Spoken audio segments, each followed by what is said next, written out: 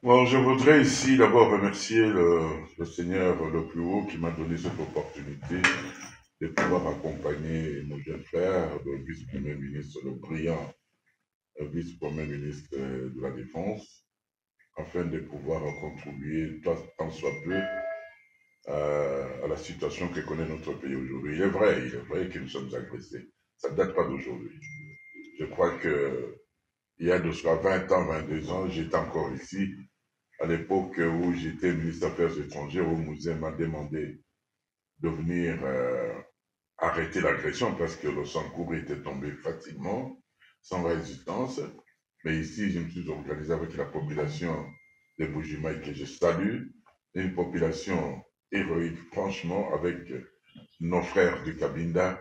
Nous avons fait tout pour que Bujimaï ne tombe pas, pour que Kabinda ne tombe pas.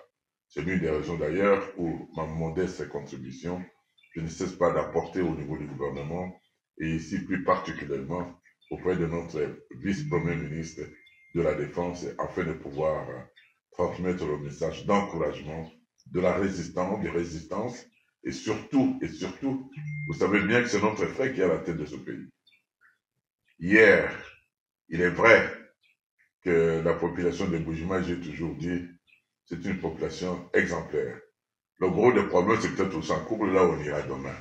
Mais ici, je dis même au vice-premier hier, il faut d'abord remercier la population de Bujimaï. Parce qu'on était tous debout à l'époque où cette agression a commencé.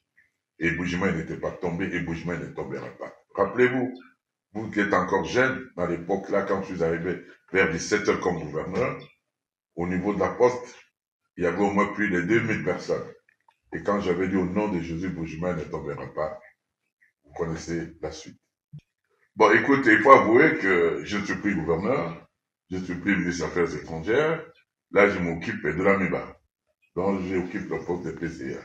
En tant que notable, en tant que fils de ce pays, je vous ai dit, le vrai message qui nous amène ici, je me réserve, je crois que le vice-premier ministre, c'est lui chef de la délégation, c'est le patron de la délégation, vous donnera le secret de notre mission.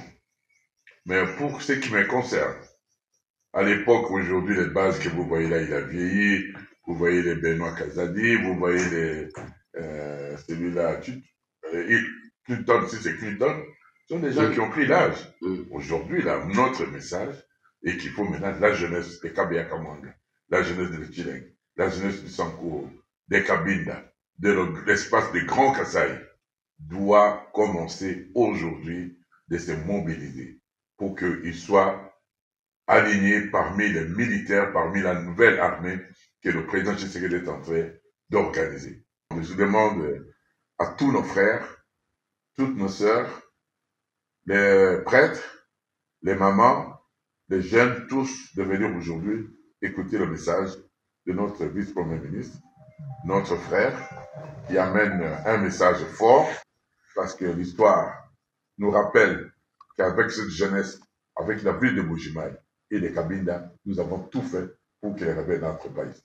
Et la jeunesse, elle est très dynamique. La jeunesse est là. La jeunesse, elle sera mobilisée pour qu'on puisse enrôler massivement notre jeunesse dans l'intérêt de sauvegarder. Il n'y a pas d'étranger qui viendra nous aider.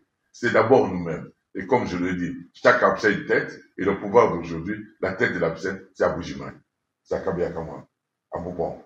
D'où nous devons sauvegarder, travailler des concerts pour que le message passe, qu'on recrute massivement, parce que l'armée, notre armée, qui connaît des petits soucis aujourd'hui, nous allons mettre un pansement rapidement, d'où il faut absolument, avec de nouvelles unités, avec une nouvelle philosophie, une nouvelle idéologie, que le vice-premier ministre de la Défense, qui s'engage, vous le voyez aujourd'hui, j'ai eu même pitié de lui, heureusement qu'il n'a pas notre taille.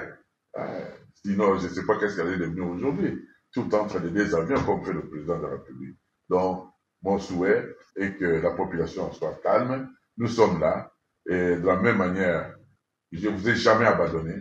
Vous m'avez aidé quand j'étais gouverneur ici.